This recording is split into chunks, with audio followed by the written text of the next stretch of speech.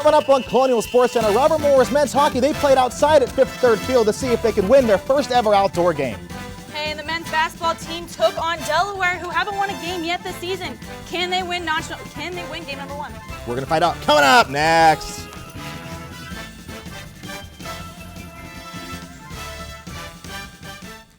And welcome back to a brand new season of Colonial Sports Center, a fresh semester for fresh faces. I'm John Fisher, and that's Kristen Kudla. We have to get through a whole month of sports in just a half an hour. Can we do it? I don't know. It's a lot of sports, but John, I think we can. You know where you want to start? Where? Colonial Energy Center, yes, the Three Rivers Classic. So 3 years ago, a rivalry began. However, in sports, 3 years for a rivalry, it is in its infancy stage. Well, the sports historians apparently never watched RMU and Penn State do battle. They met in the inaugural Three Rivers Classic in 2012, and it was time for round 3. As we go to Colonial Energy Center, there's Daniel Levins and Tommy Olczyk. His dad was a Penguin, don't you know? Greg Gibson on the left side with the wrister. It was saved by Eamon McAdam, and we will see a lot from McAdam a lot throughout this highlight. Hobie nominee Cody Wido, shot block, gets it back to Jacqueline, and it's saved by McAdam. Reverse, Jacqueline to Wido now. He felt the wind on that one, and so did I. Well, like a couple weeks later. Weird, right? Second period we go, still scoreless. Dave Rigotti hit just enough, and Kristen will take a look at it once again. They got the elbow up. Is that worth a game misconduct? Well, you know, Mike Fung, that color commentator extraordinaire, did not think so. I disagree as well. That was the second one we saw that in that weekend alone. Absolutely. Now on the power play, Daniel Levin, Tyson Wilson, Brady Ferguson, booyah! 1-0 Robert Morris in the slot. And all it took was shooting the puck. You know, they say if you shoot the puck towards the net, things will happen. Those, whoever they were right. So John Ray shot, well, why not? He lights the lamp. 2-0 Colonials in the second period. Those We Are Penn State chants got real quiet. In fact, they were not even there after that goal. John Ray, the defenseman, scoring the goal. Now, bing, bang, boom, Scott Conway, the ultimate opportunist, getting the puck on his stick, and he knows what to do with it. Put it top shelf above Terry Schaefer. 2-1 Robert Morris. Now third period. Chisco lightly from Temecula, California. Tipped in by Levins. Just a tip. 3-1 Robert Morris. And you saw it here. Go lightly. Settles it like a good man should. Always calm, cool, and collected. Now Zach Lynch on the breakaway. He's going to score, right? He's from Shaler Township. You know how they do. Poked away. McAdam, a la Dominic Hasek, with the quick stick. Not able to get the goal behind McAdam. Now PSU empty net. Chaos in front. And look what Casey Bailey found. Stole it and sniped it. 3-2 Robert Morris. And just in case, well, you know, 70 feet away, what precision arrow would be most certainly impressed? That would do it. Head into the finale where the Colonial, so Derek Schooley and company, avenged their loss from last year with a 4-2 victory that placed the Colonials in the finals for the second time in 3 years. As a team, RMU blocked 27 Elian shots, 5 from defenseman Tyson Wilson, and 4 from our esteemed guest Chase Golightly. Next up, Colgate in the 3RC finals.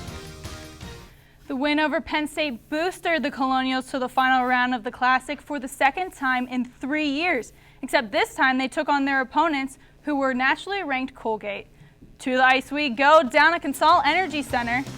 Now here, as you're going to see, the Colonials are sporting some new unis there, as we would see. We're going to see later on in the contest, but you want to know what's more exciting? Matt Cope's goal here, because he takes the breakaway, gets tripped up, and still manages to make it past the goaltender. Great plays. He's going to see it not just once, but again. Here, from a different angle, Cope gets tripped up and somehow, unbelievably, is able to make it past the goaltender here. Now the Raiders are going to bring it up here. Puck's going to get dumped down. Tyson Spink picks it up, swings it around town, but then he's going to get it on net and makes it past Dalton Isaac. And there, the Raiders are going to take it up again, have it back in their zone. You're going to have Jake Kolovich. He's going to take the shot, and guess what? He makes it past Dalton Isaac. There you have it, 2-1. And on. I know, right? It's not like you can do math or anything. Colgate's going to start up behind the net, but we're going to bring it up, and a great save by Isaac. But hey, guess what? Once again, you have Joe Wilson here. He's going to take the shot and somehow makes it past Dalton Isaac. Really not happy with that. So you see, Isaacson actually posted it up on his pads, but no whistle blown and still gets nudged in. It's a wise move there, laddie.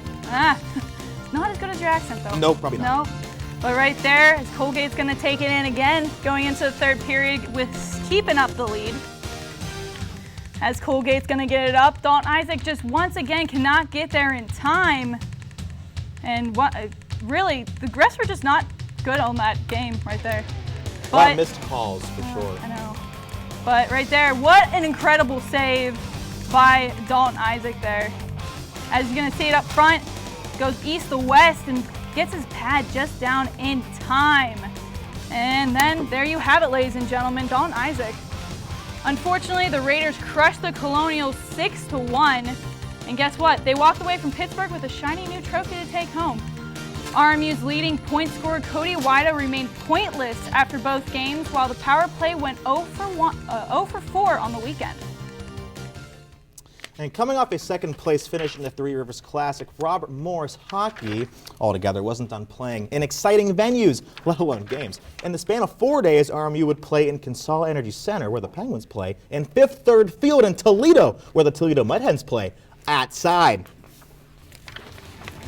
As we go to the baseball field, yeah, you know, we do a lot of fun things around here, and there's the face-off. What a beautiful shot. Thank you, Alec Balenciaga, for that, producer extraordinaire. Now, we're outdoors, folks. Right away, Cody Wido on net. Chris Neal faster with the glove. Now, Tyson Wilson passes. Kevin Dufour with the intercept and save. Terry Schaefer with the glove. It's that New York thing. I really think so. Now, David Friedman clearly doesn't want to play. It's get in or get out, Dave. Come on, it's not a Subway commercial. Now, he decided to stay as Friedman's shot is stopped by Mr. Neal. No relation to our good friend Jake Neal. Now, shorthanded Pierre-Luc Marcial to Matt Polkamp. Shorthanded for the goal. 1-0 Bowling Green State. Before the end of the first period, another look. What a shot. What a goal. And you know what they say, don't shoot till you see the white in the twine. Mike Sullivan from the point, and Terry remains strong, like my director's will to live strong. Tyson Wilson with that nifty shot pass, but Chris Neal again with the save. Dejan Mango to Connor Casera with a nice shot. He was trying to be nice. It was a really nice shot. Now Ben Murphy, you know, trying to be nice here, real friendly. Zach Lynch, don't aim for the glove. Well, that's why. That's what happens. Backhanded, falling down like sugar. We're going down from follow-up boy. Greg Gibson could not get that past Chris Neal. And let's shove each other just for fun. Dan DeSalvo finds Brent Tate, but 2 is better than 1.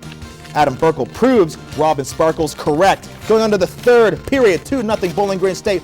8:58 in the third. Greg Gibson wants a piece of the action. He knew it. Bing, bang, boom. There's the second goal. Herb Brooks said again and again and again. Brady Ferguson knotted it there at 2.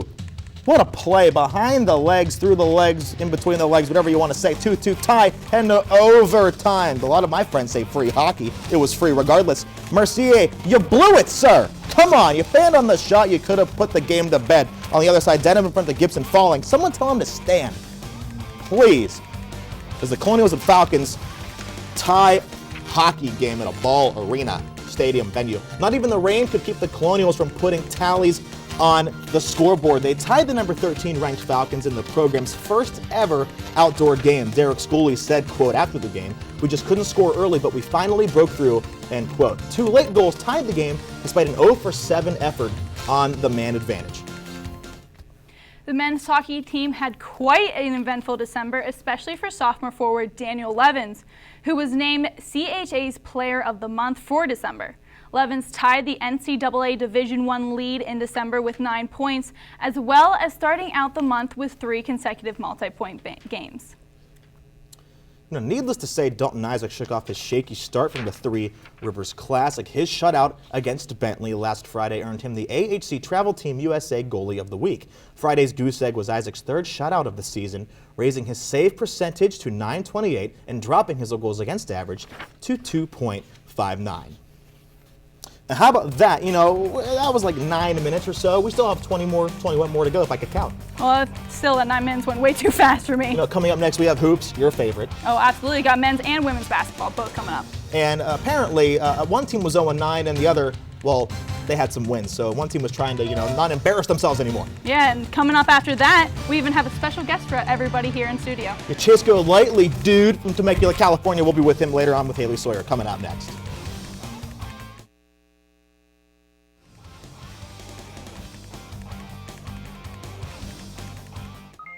G Morning Sunshine. Wakey, weeky. Text me. Are your parents home later? We can hang. LUV, love you. JK. Holla back. Holla back. Holla back.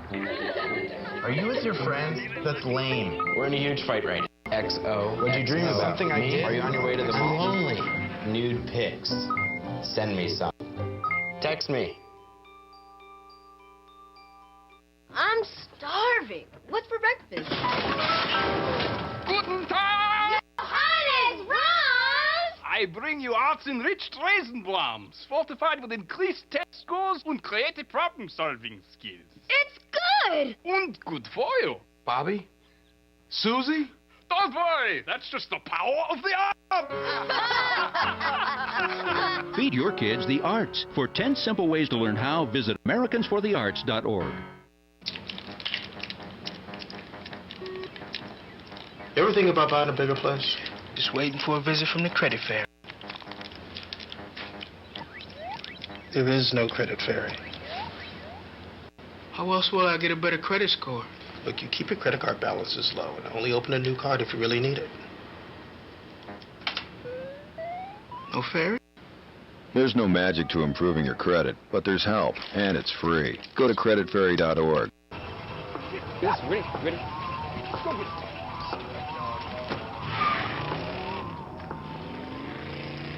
Oh, come on, Randy. Animal shelter, here I come. And no, I'm not crazy or emotionally damaged. That's a stereotype. I just belong to a total loser. I'm a good dog. So if you want a pet, adopt. And if you see Randy, tell him he dropped his wallet.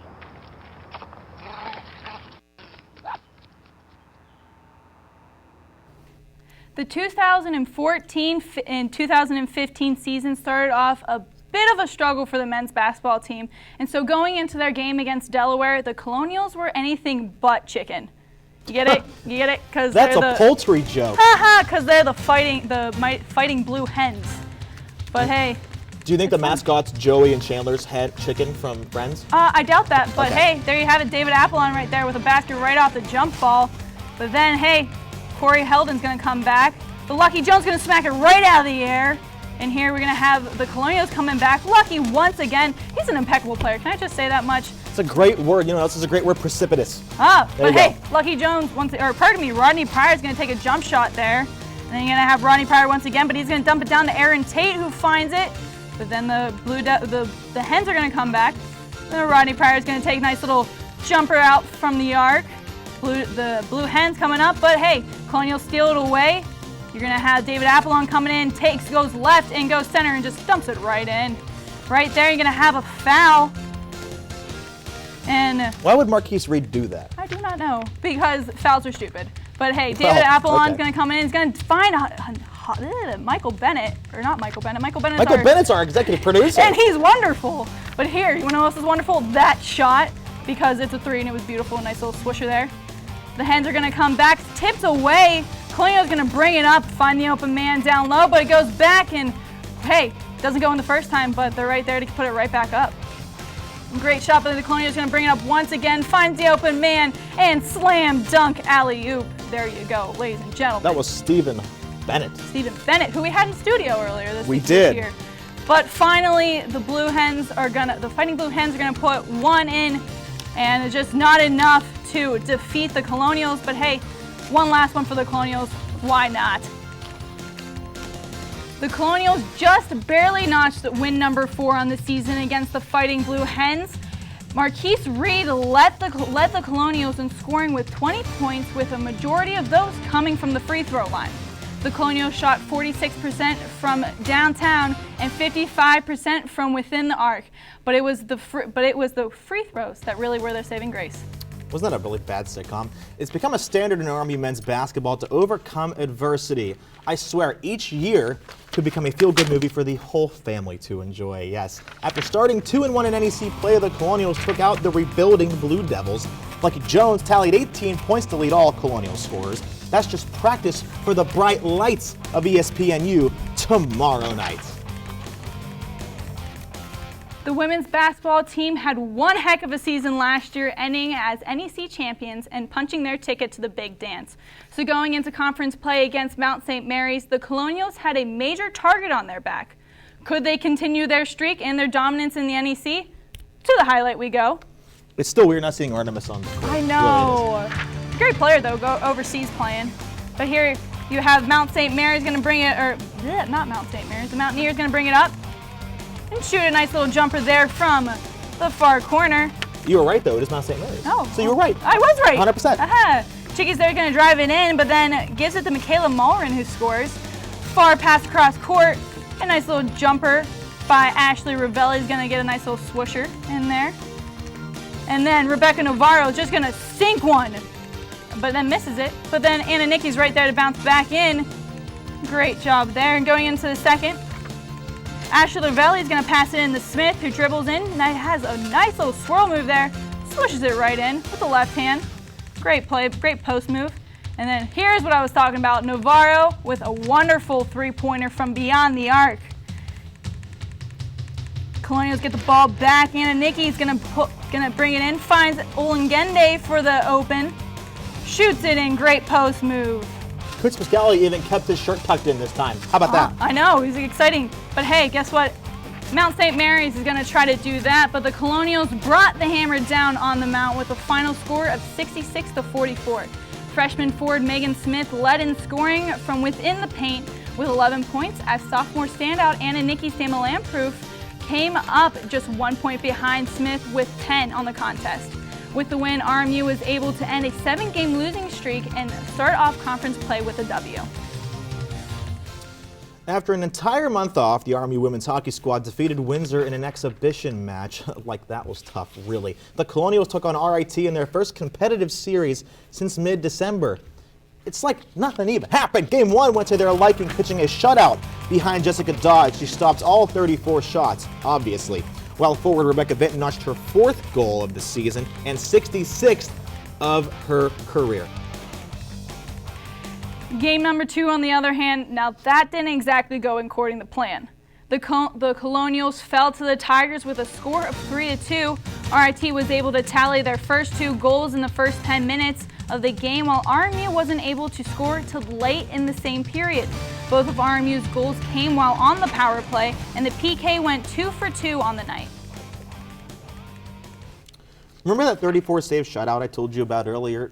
That performance earned a netminder Jessica Dodds a CHA Goaltender of the Week honor. The shutout was Dodds' 6th of her career, which moves her past alum Kristen DeChoco for 2nd place all time.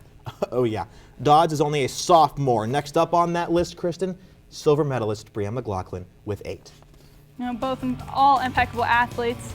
No, speaking of impeccable athletes, let's just keep using that word. It's the word of the day calendar. Impeccable, impeccable. Chase Golightly from Temecula, California, if I have not mentioned that before. He sits down with Haley Sawyer to talk some hockey, an outdoor game, a Three Rivers Classic, and maybe a series against AIC. Yeah, and even that, we have our primetime plays of the week hopefully coming up after Plays that. of the month, technically. Well, plays of the month. Plays of the month. Still, all great plays. Coming up next.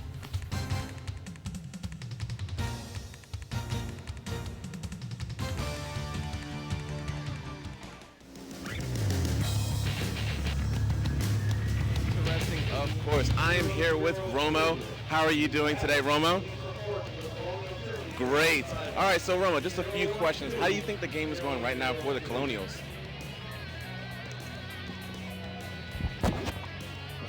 All right, on top of that, like, what do you think about the play of Paul Jones and his defense just demolishing Morgan State right now?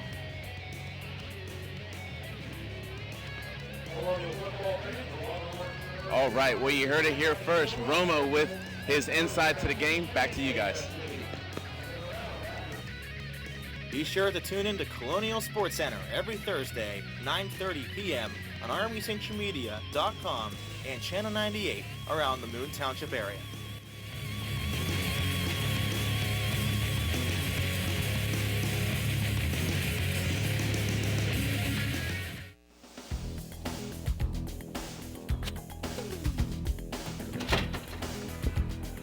Romo, have you downloaded the app? Romo, have you seen this app?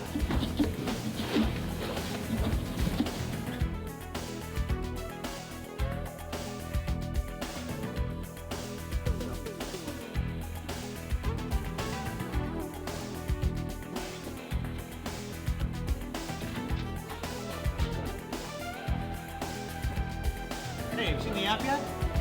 No? All right, put it down. I'll show you what you can do. All you have to do is install it, and it'll open up for you. My favorite part of it is the police blotter. Check this out. When you click into it, you're going to go right to the top left, and as soon as you click on it, everything will be there that you need, so you can stay safe. Download the RMU Century Media app on the App Store. Roma likes it, and so will you. Welcome back to Colonial Sports Center. I'm Haley Sawyer here with RMU men's hockey defenseman Chase Golightly. Although his name is not Chase, they call you Frank. So tell me what's going on there. Yeah, there seems to be a lot of confusion. My full name is Frank Chase Golightly. I was given the name Frank. I was named after my grandfather. And back home, everyone called me Chase. And then I came here and I had class with a couple of the guys, and the teacher decided to call me Frank. And ever since then, it's kind of just stuck. That's got to be confusing. I know on the line charts and everything it says Chase, so I don't know. I always knew it was Chase, Frank, Chase. Either way, doesn't matter. So let's go back to the game at Penn State. We saw the highlights. It was a pretty rough game. Didn't win against Colgate, but the win against Penn State is a huge win in its own. Can you talk a little bit about that? Yeah, I mean, being that we're both in Pennsylvania, there is a bit of a rivalry there. And you know, it's a big school. They have a lot of fans. And as John had mentioned earlier, it was nice to kind of silence their cheers playing them. We kind of owed them from last year, them beating us twice. So it was nice for us to kind of answer back. What did you think of that call towards the end?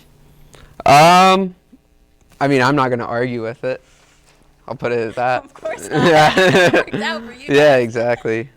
All right, but then the very next night, you came out a little bit flat against Colgate. So how did the momentum from the day before kind of die out? Yeah, you know, like we said, the game against Penn State was a big game. There was a lot of emotions, and so we might have had kind of an emotional drain, and that might have transitioned against Colgate. Having said that, Colgate's a very good team, and hopefully next time we face them, we'll do better. And then you moved on pretty quickly. You faced Bowling Green in the outdoor game, so all was forgotten. What were your main impressions that you took away from just being outside? I mean, it was an awesome experience. You know, you grow up watching these games, and you always think of how cool it would be. I know a couple of the guys from Canada, they play pickup games outdoors, but we've never had an official game outdoors, so it was really cool to have the opportunity. And then, I mean, if we're outdoors, we might as well throw a little rain in there and really enjoy it. So how did that kind of challenge you guys? I heard that Cody Wido had taped his stick to his gloves, actually. Is that something I just heard, or did that actually happen? You might have heard half of it. He ended up taking tape and just taping all of his stick instead of just the handle, and then that way he was better.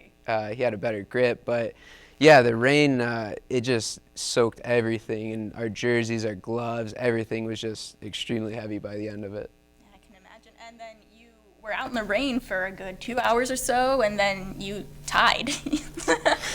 Yeah, I mean, that's kind of a bitter ending to it, not really having a victor. But, you know, the refs kind of talked to both coaches and saw what they wanted to do. And, you know, I don't know if they were cold, but at the end of the day, Bowling Green wanted to call it. I don't know. Maybe next time we'll get that shootout. But so talk about the overall depth of the team that we're seeing lately. We've had a lot of freshmen step up. You've played with Rob Powers, I know that much, who's a freshman. Some other guys stepping in as well. Yeah, I mean, the depth we have this year is tremendous, and it's great to have that depth just so when we have injuries, you know, people can step in. But having said that, all our freshmen have been very impressive this year. You know, you got Bonche on the back end, Powers, as you mentioned, Ferguson. They're all contributing. They're doing well. And so it makes the job on us older guys easier. We don't have to take quite as big of a load. So it's been great having that depth. Right, and the defense in particular has been working really well. They're top ranked in the NCAA right now in block shots. They just beat out Harvard. What works with you guys in the defense? Is it a lot of two-way playing, or what's going on? You know, it's I'd like to say it comes a lot from Rob Mann. He didn't play much his freshman year. He's always been positive. He came in this year. We kind of restructured what we wanted to have attitude-wise on the bench amongst the D. And so we take a lot of pride in blocking shots. We really encourage each other to get out there and really shut it down in our own zone and then worry about the offense. And so I think it's just that change of culture that's really helped us this year. And there's been some line shuffling in the past few games. Can we see even more line shuffling? Maybe even some permanent stuff in the upcoming games? You know, I have no idea. As far as it goes, I'm only worried about my job, and then the rest I just let Coach worry about. So, I mean, there could be some shuffling, but it's hard for me to tell. All right. Well, Chase, Frank, thank you you. for being with us. All right, men's hockey team has two games this weekend coming up against AIC before they face Holy Cross and Air Force. Make sure you come out because it is Military Appreciation Game. So make sure you go to that and stick around for after the break because we will have your primetime plays. Nicaragua is a completely different world. We were there to bring nursing care to some desperate people. At Robert Morris University, every student is expected to reach out to others. The very first person that I met was David. Kept saying, "You have to come to my house and watch me play my trumpet." You could tell from the look on his face that it was just his most prized possession. I get back home. A few weeks later, I got a message that a gang had broken into his house at night and they stole it, which was his life. So next trip back, we gave him a new one. The look on his face was just complete disbelief. He just absolutely couldn't believe it. And to be able to do something like that is one of the best moments of my life. He said he'd never forget us. Change someone's life. It changes yours forever. Robert Morris University. These boys are my heroes. They come every week to spend time with my children. At Robert Morris University, every student is expected to reach out to others. They can teach them something no one else can. Wisconsin. They're role models to the children, and homework comes way before sports. Their grades have improved, and their lives are just a bit richer. Okay. What they do for my kids is truly wonderful. Change someone's life. It changes yours forever. Robert Morris University. I call them my lifeline. And for the first time in 2015, the primetime plays of the week, number 4. We skipped one because we were too happy. Oh, hey, guess what? We're going to have Dalton Isaac save here. We saw earlier in the highlight. What a great job by the goaltender. Like he was trying to make a star in the air. Number 3, Brady Ferguson.